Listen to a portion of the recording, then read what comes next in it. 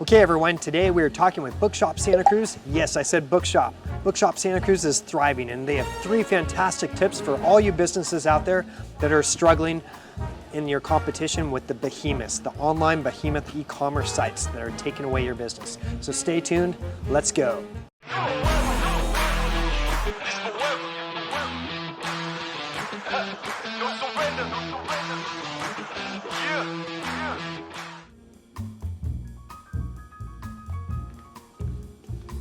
Hi, Bryce. Excellent. Hi, Casey. Hi. So great to see you. Welcome to Bookshop Santa Cruz. Gosh, we are so amazingly excited to be here. Bookshop Santa Cruz is just an institution, and we're lucky to be here.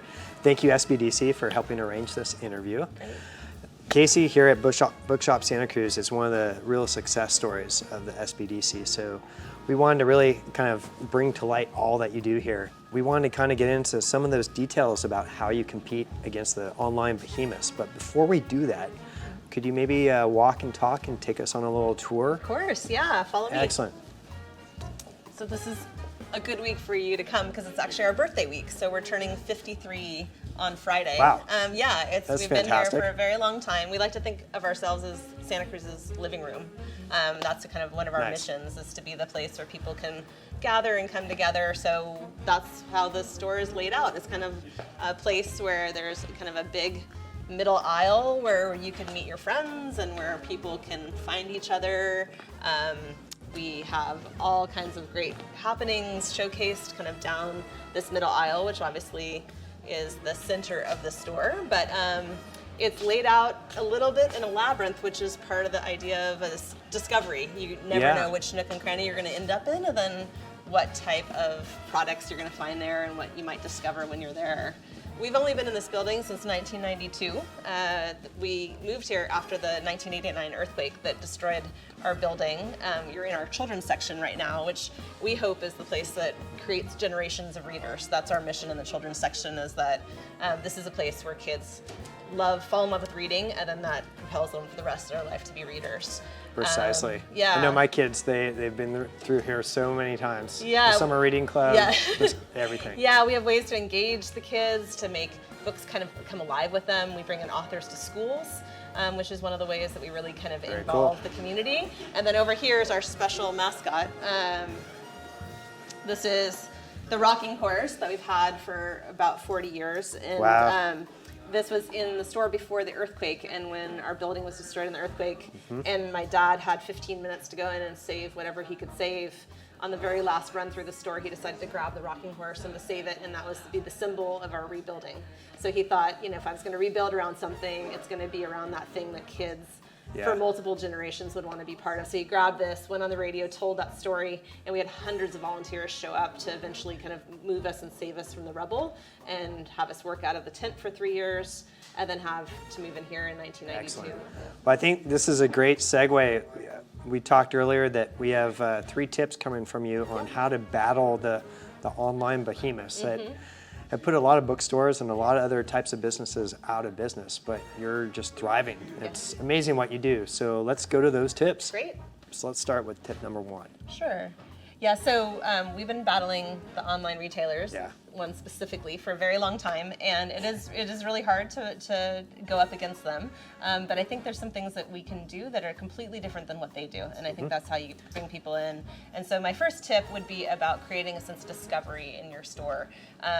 You need to create a shopping experience that makes people want to get out of their houses, come down and be part of something where they feel connected to something. So it's not just them getting whatever that product is online. And so one of the ways Bookshop has done that is by creating what we call kind of the hardback wall, the showcase wall.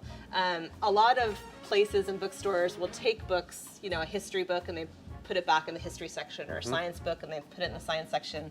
And we really believe that we should be about discovery and about finding new things and about the surprise experiences you can't get anywhere else. Yeah. So we actually kind of put them all together, both on our tables and on our walls, and so that people can go up and they think, oh, I'm a science guy, that's what I read is science, and they might see something that they wouldn't expect to see, a completely different, a fiction book or a history book or a sports book, and pick that up, and suddenly they're into a whole other world.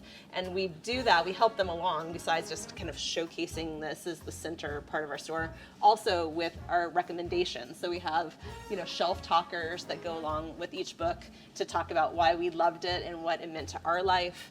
We have special displays. Right now, this display is our best books of the decade, so we're coming upon 2020. It's Yes. a moment of reflection. People like lists, people like ways They sure that do. you take a lot of information and say, here's discovery, and now we're going to make it a little bit more doable for you because we're going to create a kind of challenge around it. And so we put together our best books of the decade, and we have all kinds of like little things hidden between the shelf talkers. Some of them are our staff saying why we love them. Some of them are reviews from national places, and some of them are other bookstores even saying why they love certain books. Wow. And the idea is that you can just walk around and just have a feeling about being here that makes you want to stay here for a long time. It's almost like being teleported into like a website. Like you have the categories, like you're immersed in the experience. Right. You can Right. discover everything so easily. But it's better than, that. we used to wear buttons that said, we are not an algorithm. Yes. Because, the one time I went on Amazon when I was a student and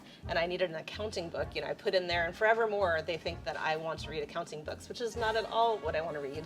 And so they don't know me, and they can't help foster that. It's just this formula that they give you. If you come into a store where discovery is set up for you with little places that you can engage, it's just a more personal experience, and it's something that online retailers just can't do. Yeah, and just having the customer experience, like with your staff, they're just so well versed in all the different topics. Like you can't get that. Yeah, we have staff that are, it's their responsibility to know each section, the kind of books that are coming out, and can make those recommendations. And that is kind of the level of service and engagement you just can't get online. No, not even close. Yeah, not even close. You might have something like, oh, I think this is a good book, but it turns out there's something super scary in it that you wouldn't like, but we know that, and so we can kind of help people navigate the risk of picking out something they don't like and find something that's more in line with what they might like.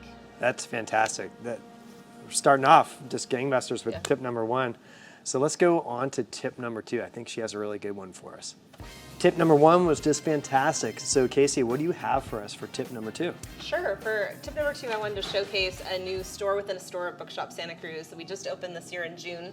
It's a slug shop within Bookshop Santa Cruz. So what we did is created an area, and we have all the UCSC gear you could ever want. It's the best mascot in America, the banana slug, and we thought that one of the things that I think is really important when you're facing online retailers is to come up with really unique products that only you carry, and to be known as a place where people can come and find those products within your walls. You have absolutely everything here. We have absolutely everything, and Wow. there's from socks to pins to water bottles and mugs, and we're the only place. We realized in downtown Santa Cruz there wasn't a lot of visibility for UC Santa Cruz, and so we approached them, and they were really interested in creating a space to highlight the university down here where the tourists are going by and alumni are going by, and so we created this in partnership together, and the partnership really goes beyond these walls, which is part of the strategy for making this work. It's not only bringing in unique products, but it's then reaching new people through Yes. them.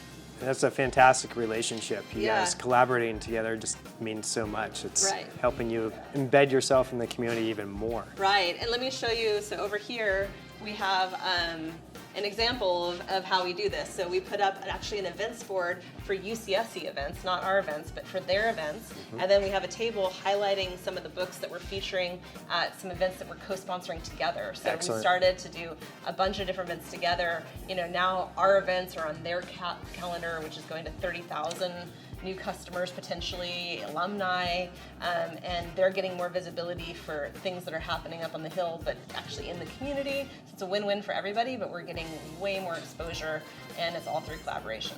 All right, you guys, tip number 3 is coming our way from Casey. The first 2 are just fantastic, spot on.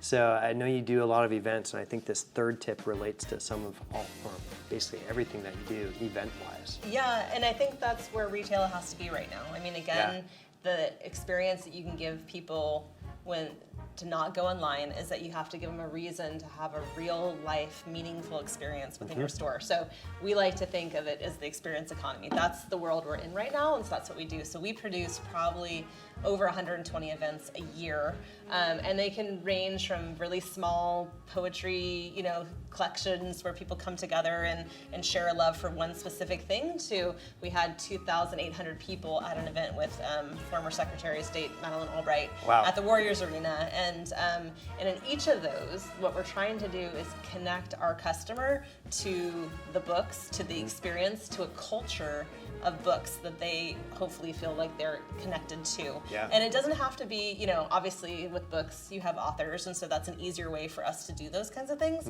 But it doesn't always have to be author related, and so that this is way it can apply to other stores.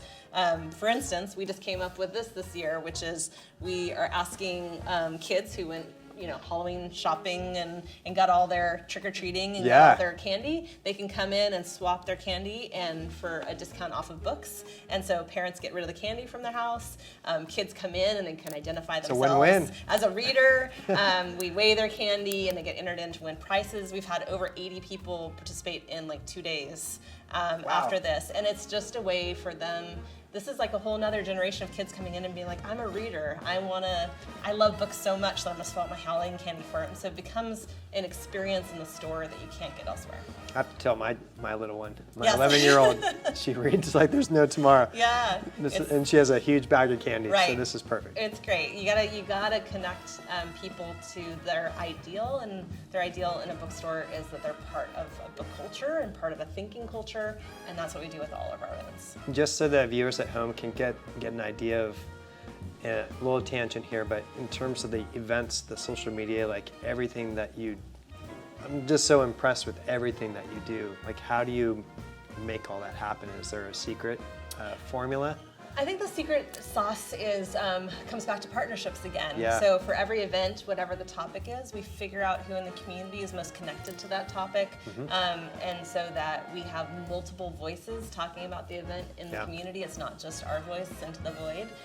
So we had a children's event recently, and it was a do good tour. The book was about doing good, so we asked the SPCA to come in, and they had a little station where you could make dog toys for the animals in the shelter, and then the SPCA was talking about our event to all of their folks. That's fantastic. And so we do that for every single event, and then once we do that, we also know we need to hit people across the board in terms of marketing. So we do social media, we do emails, we do NPR underwriting sometimes if it's the right fit, and flyers to certain people and outreach to the media. We just have a whole kind of range of things we do to make sure each event is successful. Wow, that's supremely impressive.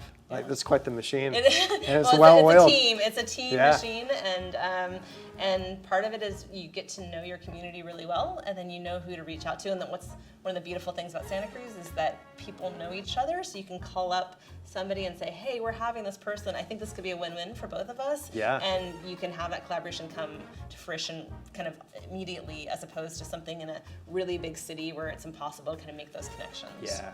Oh, gosh. Casey, thank you so much. Yeah, 3 fantastic tips for all of you that are out there kind of battling those online behemoths. These are 3 great tips for you to kind of take action on. And thank you to the SBDC for arranging the interview. They are a fantastic organization, and get to know them too. Yes. Okay, guys, that was a fantastic interview with Casey. Hopefully you got some great value out of it. I know we did. So until next time, be sure to check out the other videos here. If you're on YouTube, you can actually just tap those little thumbnails and you can keep watching. If not, you can go to bryceroot.com. We have a vlog, blog, and a podcast, so you can get all sorts of great resources for you and your business. So enjoy. We'll see you next time. Bye, you guys.